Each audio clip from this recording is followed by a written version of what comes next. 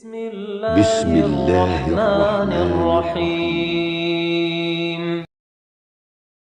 بسم الله الرحمن الرحيم الحمد لله نحمده ونستعينه ونستغفره ونعوذ بالله من شرور أنفسنا ومن سيئات أعمالنا من يهده الله فلا مضل له ومن يضلل فلا هادي له وأشهد أن لا إله إلا الله وحده لا شريك له وأشهد أن محمدا عبده ورسوله صلى الله عليه وعلى آله وأصحابه أجمعين أما بعد. Al-khulasah, kesimpulan dari apa yang kita sebutkan atau kita ambil faedah dari keterangan Syekh Ibnu Utsaimin rahimahullah ta'ala berkaitan dengan orang yang tidak mampu dalam berpuasa terbagi menjadi dua macam. Yang pertama, ajzun daim, ketidakmampuannya daim, terus menerus selama-lamanya, dipastikan dia tidak sembuh lagi dari penyakitnya tadi. Orang yang seperti ini dia membayar fidyah. Dia bayar fidyah menurut salah satu pendapat ya, karena ada pendapat lain yang mengatakan dia tidak bayar fidyah tapi yasqut anhu as-saum, gugur dari dia puasa. Namun kalau kita baca dari keterangan Syekh Ibnu Utsaimin, dia tetap membayar fidyah, bisa dalam bentuk makanan sudah siap saji tinggal makan, atau makanan mentah. Misalkan kalau kita ini beras, misalkan dikasih beras 1,5 kilo, kemudian dikasih lauknya juga, itu afdol. Kemudian cara pembayaran fidyah tersebut juga ada dua cara. Bisa dengan cara dia akhirkan di akhir ya. Dalam artian kalau dia 30 hari bisa diakhirkan di hari ke-30 Ramadan, atau bisa masing-masing hari tadi dia bayar fidyah. Mungkin misalnya dia kasih orang buka setiap hari sebungkus, itu juga diperbolehkan. Yang tidak diperbolehkan, dia mendahulukan membayar fidyah di awal Ramadan untuk 30 hari, tidak diperbolehkan. Itu mirip dengan mendahulukan puasa. Kata Syekh Ibnu Utsaimin itu tidak diperbolehkan, sebagaimana kemarin yang kita baca ya. Hal yuqaddim al-it'am qabla dzalik, apakah dia diperbolehkan mendahulukan bayar fidyah sebelum masuknya Ramadan? Al-jawab la yuqaddim, dia tidak boleh mendahulukannya. Kenapa? Li'anna taqdimal fidyah ka taqdimis shaum, dikarenakan mendahulukan fidyah sama seperti mendahulukan puasa. Fal yujzi an tuqaddim as-shaum fi Sya'ban. Sah enggak kalau seandainya engkau mendahulukan puasa di bulan Sya'ban? Al-jawab la yujzi, jawabannya enggak sah. Kemudian yang kedua yang disebutkan oleh beliau adalah al-ajz at-tari, ketidakmampuannya at-tari, enggak paten. Seperti orang yang sakit biasa masih diharapkan sembuh, maka ini juga boleh tidak puasa, namun mengganti di hari yang lain. Kemudian kita masuk pada syarat yang keempat, asyartur rabi'. Syarat kewajiban puasa adalah ayyakuna muqiman. Syaratnya dia mukim. Fa in kana musafiron fala yajibu alaihi shaumu. Kalau dia musafir tidak wajib puasa. Liqaulihi ta'ala wa man kana maridhan aw ala safarin fa iddatun min ayyamin ukhar. Berdasarkan firman Allah Subhanahu wa taala, barang siapa yang sakit atau dalam suatu safar perjalanan, fa iddatun min ayyamin ukhar, maka dia mengganti di hari-hari yang lain. Wa qad ajma'al ulama annahu yajuzu lil musafiri al-fitru. Para ulama sepakat boleh bagi musafir al-fitru ya, untuk tidak berpuasa. Wakhtalafu fima law soma, dan mereka berbeda pendapat kalau seandainya musafir tadi puasa. Para ulama sepakat musafir boleh tidak berpuasa, namun mereka terjadi perbedaan kalau seandainya musafir ingin puasa. Fadhahabat adh-dhahiriyah wa ba'du ahli al-qiyas ila annahu la yasihu shaumu musafirin. Sebagian ulama Zahiriyah dan sebagian ulama Ahlul Qiyas, mereka berpendapat tidak sah puasanya seorang musafir.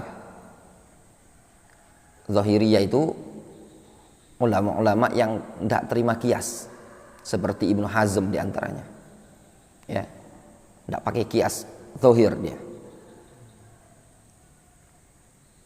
Wa ba'du ahlil qiyas, ya para ulama yang menggunakan qiyas, termasuk al-Imam Syafi'i, para ulama yang lainnya. Wa annahu law shama faqad qaddama as-shauma ala waqtihi wa kana kaman shama ramadhana fi sya'ban. Katanya Zahiriyah wa ba'du ahli qiyas ini tadi, kalau seandainya wa ba'du ahlul qiyas, antum cek ya, ahlul qiyas itu para ulama yang lain, seperti ya para ulama yang masyhur, al-Imam Syafi'i, Abu Hanifah, Imam Ahmad, itu mereka menggunakan qiyas. Namun antum perlu cek siapa ahlul qiyas di sini. Kalau anda tidak salah adalah Abu Hanifah, ya, adalah Abu Hanifah yang termasuk berpendapat musafir itu tidak boleh puasa. Wa annahu law shama faqad qaddama as-shauma ala waqtihi. Kata mereka, kalau musafir tadi puasa berarti dia telah mendahulukan puasa sebelum waktunya. Musafir kan uzur untuk tidak berpuasa, kemudian dia puasa, berarti dia sudah puasa tidak pada waktunya. Kapan waktunya musafir itu? Mukim. Itu menurut mereka mirip seperti orang yang puasa Ramadan di bulan Sya'ban. Wa hujjatuhum fi hadza qauluhu ta'ala. Dalilnya adalah firman Allah Subhanahu wa taala, "Faman kana minkum maridhan aw 'ala safarin fa 'iddatun min ayyamin ukhra." Allah Subhanahu wa taala menyatakan siapa yang sakit atau safar, fa 'iddatun min ayyamin ukhra, maka dia mengganti di hari yang lain. Nah, ini ada faedah nahu, ya, faedah ilmu nahu. Fa'iddatun min ayyamin ukhar, itu takdirnya fa'alaihi iddatun min ayyamin ukhar. Lianna iddah mubtada. Lafaz iddah artinya beberapa hari yang lain. Mubtada, khobaruha mahdzuf, khobarnya dibuang. Wa takdir, takdirnya tadi fa'alaihi iddatun min ayyamin ukhar. Jadi lafaz fa'iddatun min ayyamin ukhar itu takdirnya adalah fa'alaihi iddatun min ayyamin ukhra.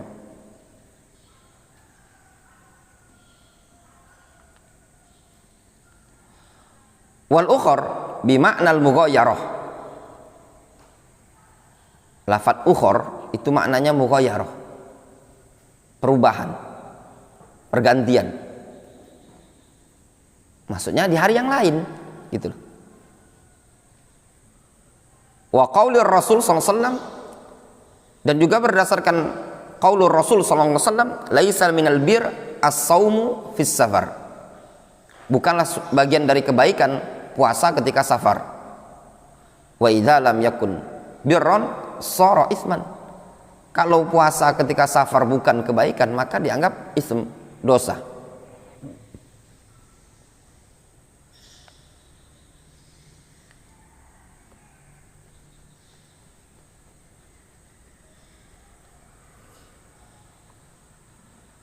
Itu lihat siapa yang dari Linggau itu, siapa namanya itu?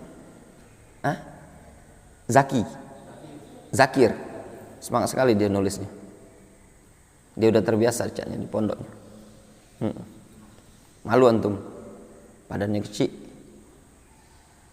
Nulis dia. Entah dia paham tidak paham, tapi yang penting dia nulis dulu. Nah, antum sudah memilih tidur, ya. Janganlah tidur. Ya, Azam. Azam ini tiap pagi dia. Azam, Feros. Ya. Hakim masih utuh kertas putih. Anda janganlah tidur, ya. Walakin qauluhum dhaifun. Akan tetapi pendapat mereka ini dhaif. Pendapat yang mengatakan puasa ketika safar itu tidak boleh. Itu pendapat yang dhaif. Falaqad tsabata anna an-nabiyya sallallahu alaihi wasallam shoma fi safarihi fi Ramadan. Sungguh telah sabit, telah sahih, telah valid bahwasanya Nabi sallallahu alaihi wasallam beliau pernah puasa ketika safar di bulan Ramadan. Wa tsabata anna sahaba kanu yasumuna fi safarihim. Dan telah sabit juga bahwasanya sahabat dulu puasa ketika safar. Fi Ramadan, di bulan Ramadan. Fala ya'ibus shaim 'alal muftir. Tidak ada yang puasa itu mencela orang yang tidak puasa. Itu hadis diriwayatkan dari Abdullah bin Rawahah.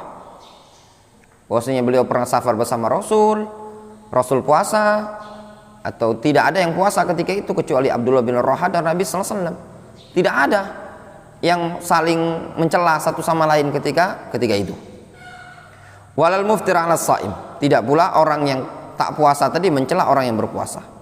Wa kadzalika haditsu Hamzah ibni Amr al-Aslami annahu sa'ala an-nabiyya sallallahu alaihi wasallam qala innahu yusadifuni hadha asy-syahru wa ana fi safarin. Disebutkan dari hadis Hamzah bin Amr al-Aslami, dia bertanya kepada Nabi sallallahu alaihi wasallam dengan mengatakan,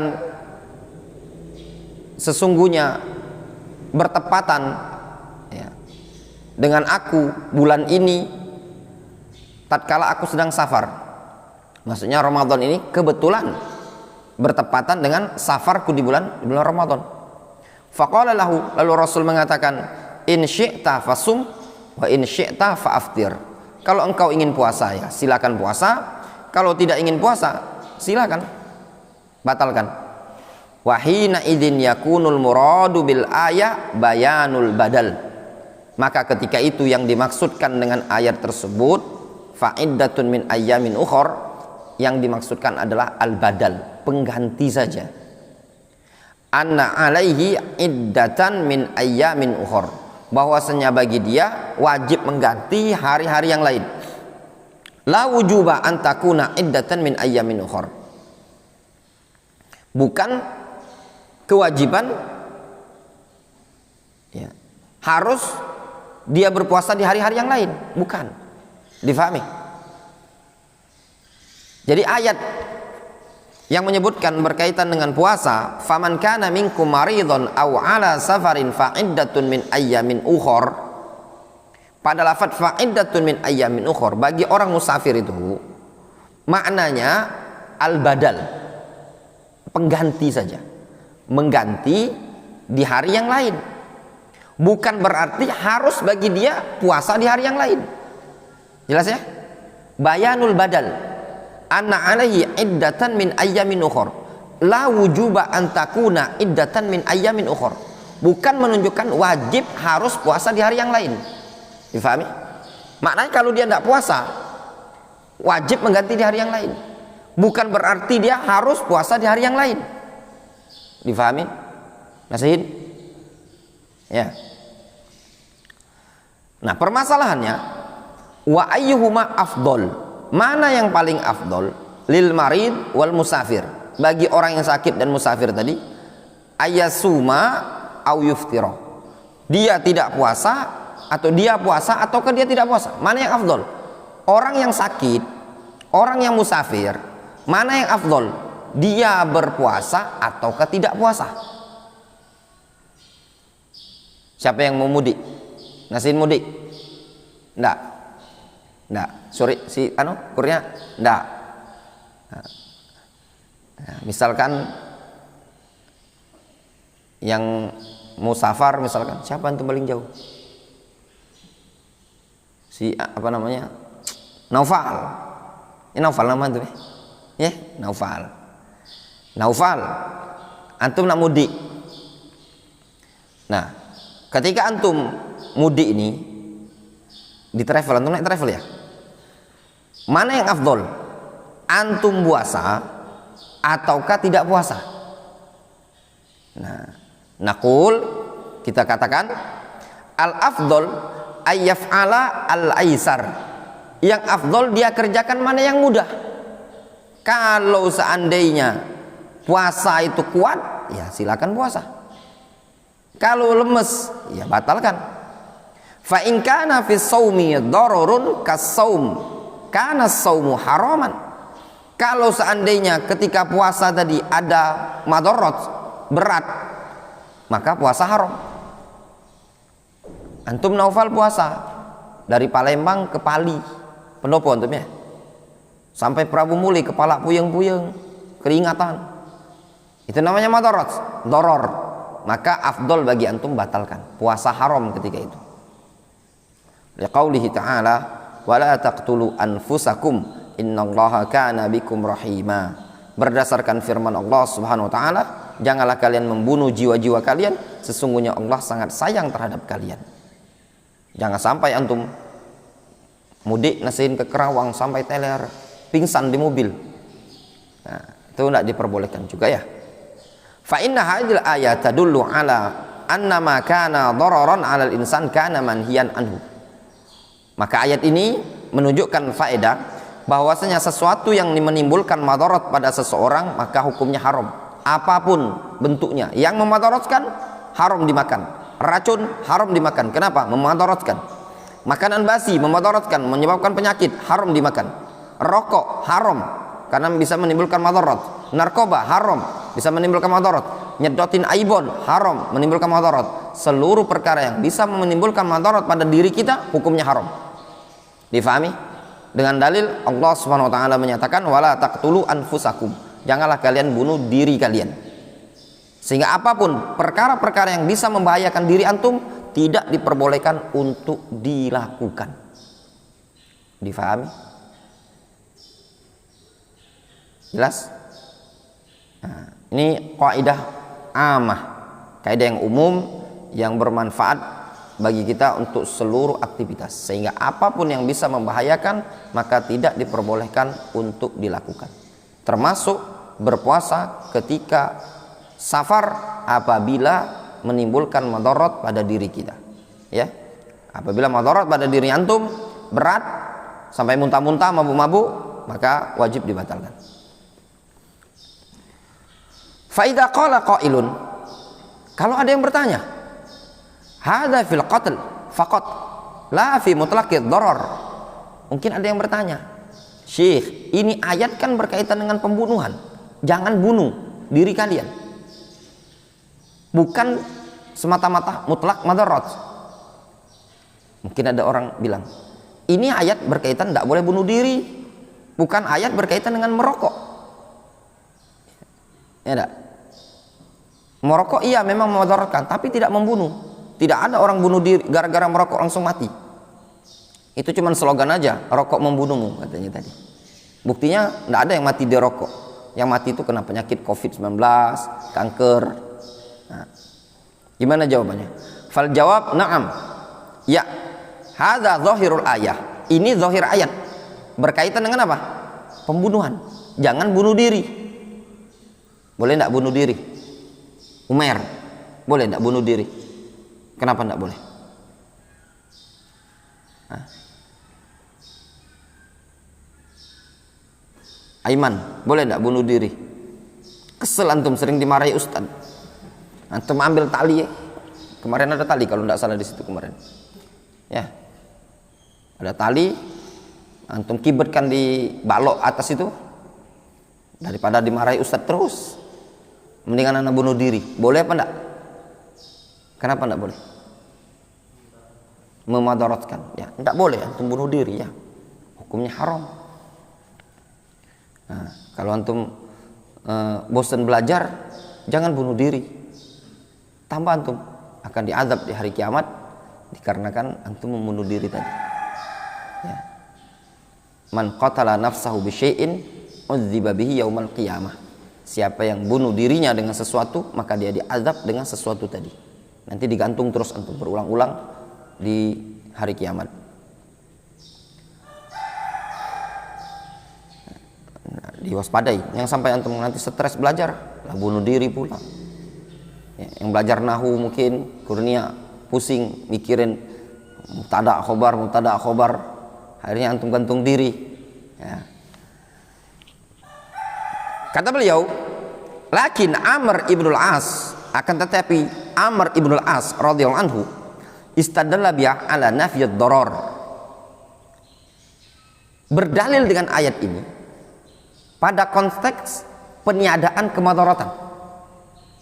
Fa aqarrahu Nabi sallallahu alaihi wasallam ala dzalik. Nabi sallallahu alaihi wasallam mengikrarkan. Wa dzalika annahu ba'atsahu ma'a sariyatin fa ajnaba fatayammama wa lam yaghtasil. Yang demikian itu ya, terjadi tatkala Rasul mengutus si Amr ibn As bersama Sariyah. Sariyah itu pasukan yang Rasul tidak ikut perang. Rasul ngutus biasanya jumlahnya agak lebih dikit, ya, tidak terlalu banyak. Nah, diutuslah di dalamnya Amr ibn As. Fa ajnabah, dia pun tayamum. Kenapa tayamum? Fa ajnabah, dia pun junub. Fa tayammama, lalu dia tayamum. Walam yaghtasil, dia tidak mandi. Amr ibn As, beliau junub, beliau tayamum. Beliau tidak mandi wajib. Tapi mandinya dengan cara apa? Ngangkat hadasnya atau toharonya dengan apa? Dengan tayamum. Ya. Tayamum ini diperbincangkan di kalangan para ulama.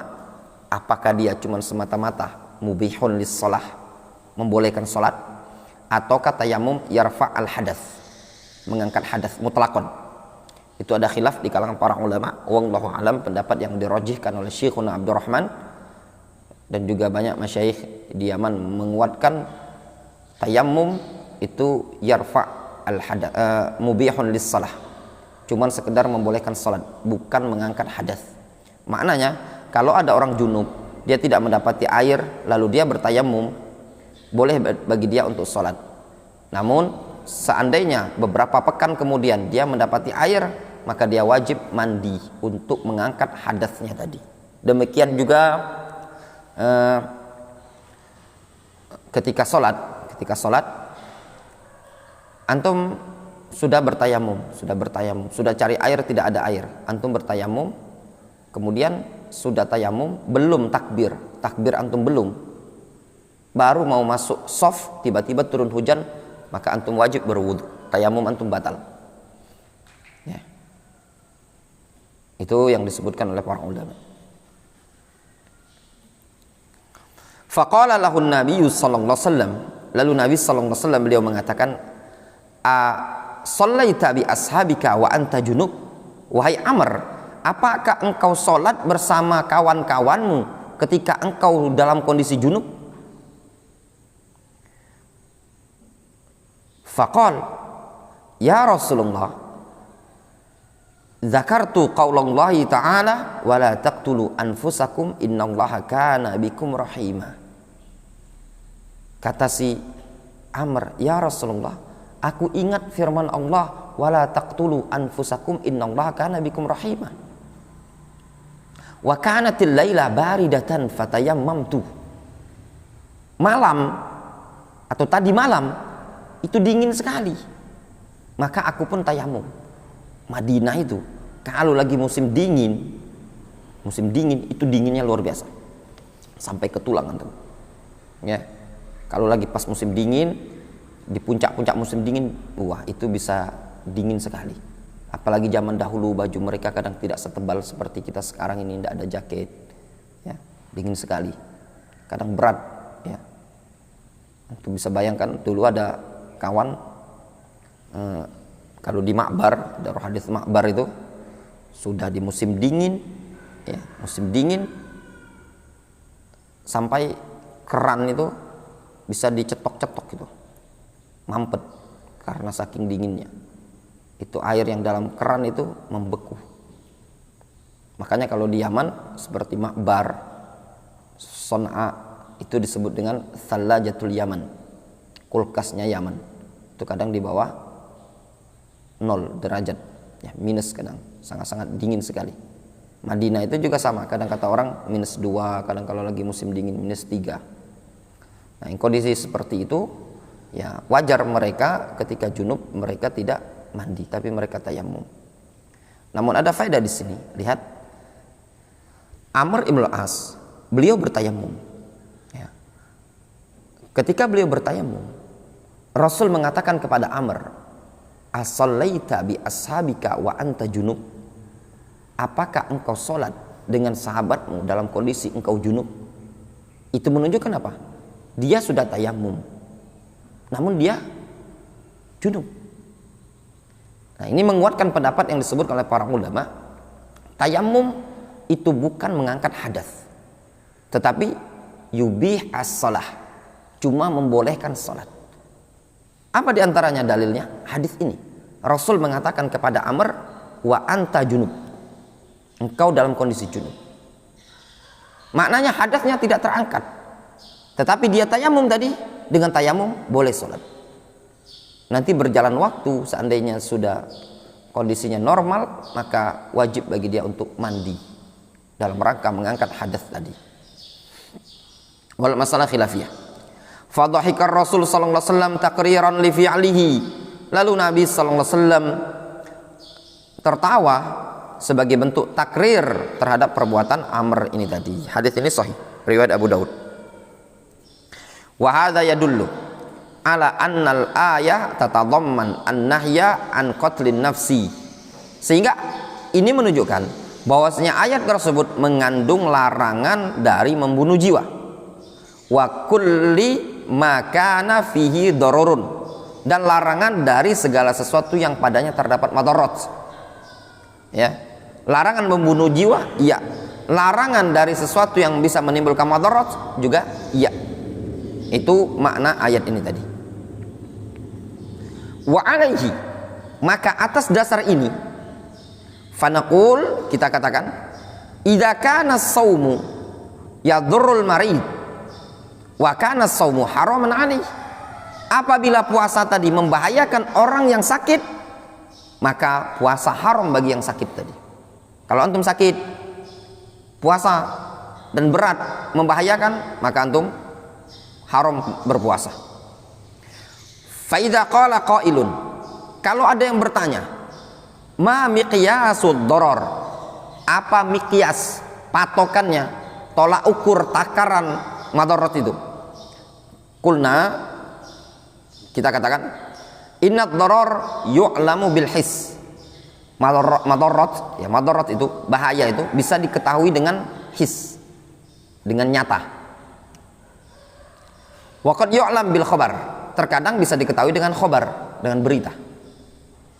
Api itu membahayakan apa enggak? Firhan, membahayakan berdasarkan ilmu atau berdasarkan his? His, ya, nyata, antum pegang api sudah membakar, itu namanya bahaya.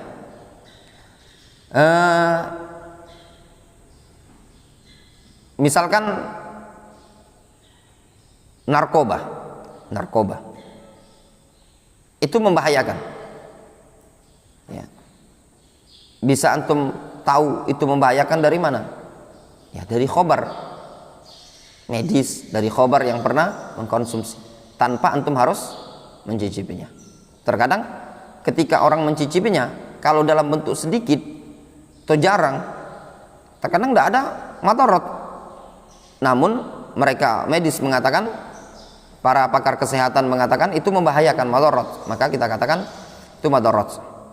Amma bil his, adapun bil his dengan madarat, ya, yang nyata bisa dirasakan, bi ayyush'ir al maridu bi nafsihi anna sauma yadurru, yaitu orang yang sakit tadi merasa dengan sendirinya bahwasanya puasa membahayakan dia. wa yuthiru alaihi al-auja', dan bisa menimbulkan al-auja', rasa sakit, wa yujib ta'akhura al-bur'i, dan menyebabkan telatnya sembuh, lambat sembuh, wa ma asbah dzalik, dan yang semisal itu. Ketika antum paksakan puasa, antum sakit, antum paksakan puasa, kok tambah meriang badan, kok tambah lesu, kok tambah sakit, maka berarti itu madarat. Wa amal khabar, adapun berdasarkan khabar, fa akhbarahu tabibun alimun thiqatun bidzalik. Adapun kalau berdasarkan khabar, tatkala ada dokter yang pakar terpercaya, dia memberitakan bahwasanya kalau inti puasa, penyakit inti semakin parah. Ai bi annahu yadurruhu. Kata dokternya, jangan puasa dulu ya. Nanti kalau puasa ya, nanti lama sembuhnya. Fa in akhbaru ami laisa bitabib fala ya'khudh biqaulihi. Nah, kalau yang ngabarkan dia orang awam, bukan dokter, maka tidak boleh diambil pendapat dia. Difahami? Difahami? Ya. Wa in akhbaru tabibun ghairu alim, kalau yang mengabarkannya juga seorang dokter tapi tidak punya ilmu dalam bab ini, ya. Ternyata dia dokter hewan, dokter juga tapi dokter hewan, ya enggak? Nah, itu tidak bisa diambil ilmu juga. Walakinnahu mutatabbibun, akan tetapi itu adalah orang yang apa? Mutatabbib, dokter-dokteran, ya, mutatabbib, ya, pura-pura dokter itu namanya. Fala ya'khudh biqaulihi, jangan ngambil pendapat dia. Wa in akhbaru tabibun ghairu thiqah fala ya'khudh biqaulihi. Kalau ada yang dokter yang memberitakan juga dokter yang tidak terpercaya, maka jangan diambil pendapat dia. Jadi dokter yang kita ambil pendapatnya tadi, dokter yang alim, memang punya ilmu dalam bidang ini tadi, dan juga thiqah. Kalau dia punya ilmu tidak thiqah, jangan. Kemudian, wa hal yushtaratu ayyakuna musliman likai nathiqu bihi li'anna ghairal muslim la yuthaq. Apakah dipersyaratkan dokter yang memberitakan tadi adalah muslim supaya kita percaya dengan dia? Dikarenakan kalau selain muslim yaitu non muslim, la yuthaq, tidak bisa dipercaya. Fihi qaulani li ahli ilmi, ada dua pendapat di kalangan para ulama. Was sahih annahu la yushtarat, pendapat yang sahih tidak dipersyaratkan. Kenapa? Wa annana mata wathiqna biqaulihi amilna biqaulihi fi isqatis siyam. Tidak dipersyaratkan dia harus muslim dokternya. Kenapa? Maka tatkala kita percaya dengan pendapat dia tadi, maka kita mengamalkan pendapat dia dalam keguguran puasa atau dalam menggugurkan puasa. Kenapa? Di anna hadhil asya sun'atuhu, dikarenakan perkara-perkara ini, perkara medis ini memang sun'atuhu, kerjaannya dia. Difahami? Karena ini bukan berkaitan dengan agama, tapi berkaitan dengan duniawi, dan itu memang kerjaan dia. Waqad yuhafid al-kafir ala sun'atihi was sam'atihi. Terkadang orang kafir itu menjaga profesinya dia dan kepercayaan wibawanya dia, ya. Jadi memang dijaga. Fala yaqulu, difahami ya? Memang ya terkait dengan profesi ini terkadang orang kafir pun menjaga dia, amanah dia dalam masalah profesinya dia, kredibilitasnya terjaga. Contoh, kadang kita jumpai pedagang, kadang ini non muslim tapi luar biasa, kalau dia jualan sekilo ya sekilo, dia tidak nipu, memang terjaga. Nah, dalam bab itu kita percaya. Nah, selain bab itu ya jangan. Kemudian kata beliau, fala yaqulu illa ma kana haqqan fi i'tiqadihi. Biasanya dokter kafir, yang orang kafir ini tadi, yang menjaga ini tadi, ya, menjaga profesi dia, menjaga kredibilitas dia, tidaklah mengucapkan melainkan sesuatu yang hak dalam keyakinannya. Wan Nabi sallallahu alaihi wasallam wathiqa bi kafirin fi 'azamil halat khataran. Ya. Bahkan Nabi sallallahu alaihi wasallam dulu percaya terhadap orang kafir pada kondisi-kondisi yang paling besar bahayanya. Wa dzalika hina hajara min Makkah ilal Madinah. Yang itu terjadi tatkala Rasul hijrah dari Mekah ke Madinah. Istajara rajulan musyrikan min Bani Ad-Dayyal. Rasul pernah nyewa seorang musyrik dari Bani Dayyal, yuqalu lahu Abdullah ibnu Ariqah ibnu Uraiqita, Abdullah bin Uraiqita, liyadullahu ala tariq, ya, untuk menunjukkan ke jalan, tapi terpercaya. Wahadil masalah khatrah, ini masalah bahaya, ya enggak? Tapi ternyata amanah dia. Antum misalkan nyewa orang kafir, Mas, mau saya bayar kemana? Pak Ustadz, kami ingin nyerang kampung itu. Kampung apa itu? Kampung Nasrani. Saya Nasrani, Mas. Ustadz, kawan nih, di mana jalan-jalannya? Oh, tenang aja Pak Ustadz. Berapa Ustadz siap bayar? Katanya dia, saya minta 100 juta Ustadz. Nanti saya tunjukkan titik-titik tempat masuk ke kampung itu tadi. Dan dia terpercaya. Boleh enggak? Ya boleh. Berarti itu Nasrani yang jujur, ya, terhadap pekerjaannya, tidak jujur terhadap agamanya. Bukti agamanya dirusak sama dia. Difahami? Ya. Ya mungkin kan tidak masalah. Nah, di sini juga diperbolehkan ya muamalah dengan orang kafir kalau dia memang orang yang jujur. Ya, jelas ke dunia. Kalau antum ada bisnis dengan non muslim ya juga tidak masalah kalau dia jujur dan memang terpercaya. Ini urusan duniawiyah, sewa menyewa, jual beli dan yang lainnya. Selagi dia orang yang jujur, amanah, itu tidak dipermasalahkan ya. Lianna Quraisyan kanat tabhath an Rasul sallallahu alaihi wasallam.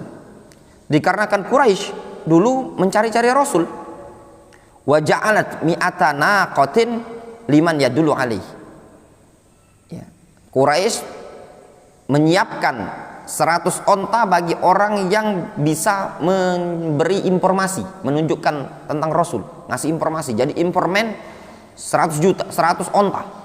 Kalau ontanya tuh satu sekarang ini 30 juta, kali 100 lah antum, 3 miliaran. Nah. Walakinna Rasul kana wasiqan minhu. Akan tetapi Rasul percaya dengan dia. Fadalla hadza ala anna al-musyrik idza wasiqna minhu fa innana na'khudz biqaulihi. Ini menunjukkan orang musyrik pun kalau seandainya kita percaya dengan dia, kita anggap dia memang betul-betul amanah, maka kita bisa mengambil pendapat dia, mengambil perkataan dia. Difahami? Dan ada orang muslim bisa diajak kerjasama, bangunkan gedung, perhotelan, apa yang lainnya, diperbolehkan ya, asal memang betul-betul dia orang yang terpercaya, amanah. Nah di sini tadi kan masalah puasa, dan dia memang terpercaya, dia dokter yang terpercaya. Tanya, dok, boleh nggak saya puasa dok? Kata dokternya, kalau kuat nggak masalah sih. Tapi kalau dokternya bilang jangan, maka jangan. Masalah berikutnya,